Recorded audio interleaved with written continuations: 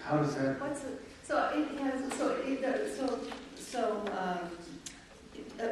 Figures of authority. I think the implications were on that board, right?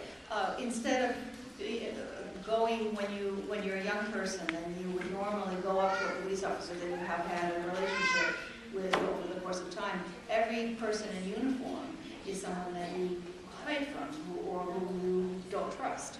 So there's a kind of a radiation of distrust. And I think the other going back to the original question, I think the other big problem is this sense of, do you belong in a society? So, many Latinos have been here for 15 generations, or 14 generations, or 5 generations. But this problem of police officers stopping anyone who looks Latino, it makes people who are Latino, or anyone who are a reasonable suspicion, right? It makes you feel like you can't belong if you could be stopped at any moment for having done something like your existence is in question. Your existence is in question no matter how many generations. And you may have broken a small law, like double parking or jaywalking, or something that somebody who doesn't look potentially undocumented might have also broken.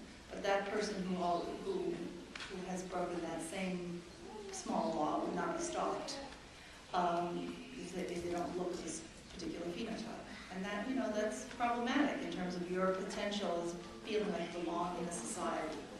And I think that has real implications for social belongingness and the social cohesion within a society.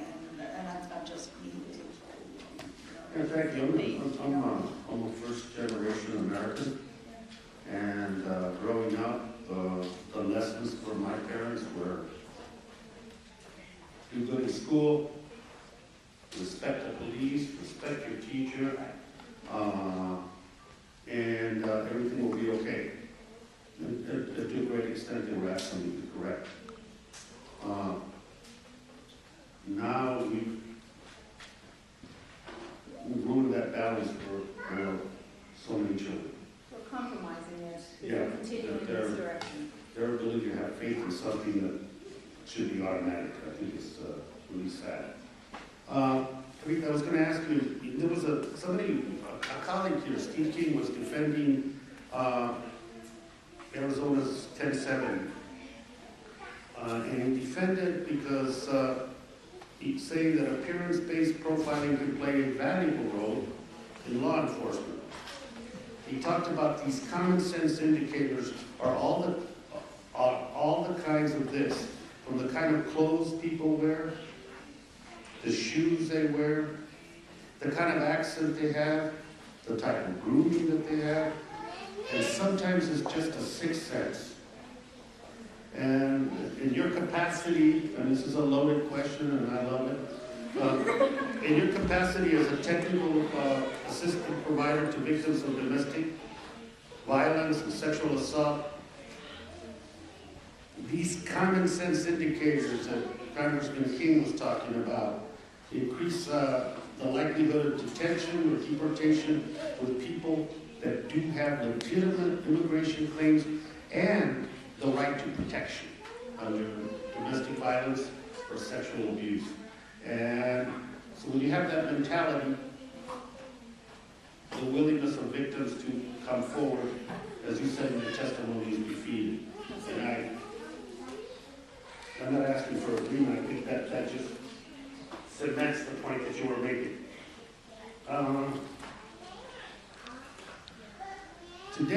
Today's hearing, I want to thank all of you, is about the development of our children.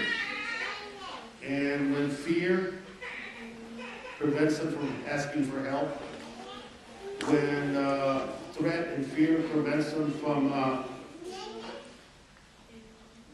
the emotional maturity that we all acquire with time, it's reflective, I think, of a general failure on the part of government at all levels to confront this issue and deal with it. We hold these ad hoc hearings. This is the second one. We'll have another one. As I said earlier, to show the face of immigration reform to people. And I've struggled with this issue for a lot of reasons. In that there's an urgency to get something done, and yet this system seems to work at a snail's pace to get something done. If we take time to look at the people that are affected by this and realize that the vast majority of the people we're talking about are good, decent, hard-working family and their children.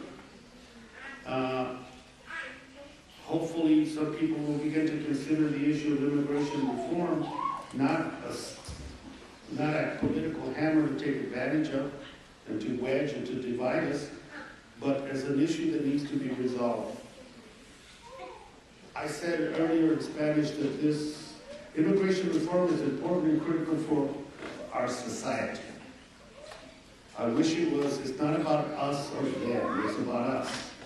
And if this Congress and this administration don't understand the threat to our civil liberties and rights that is presently happening, if they don't understand the rip and the tear that is happening to our social fabric, if they don't understand that the integrative force of this nation that has had with all immigrants is at stake,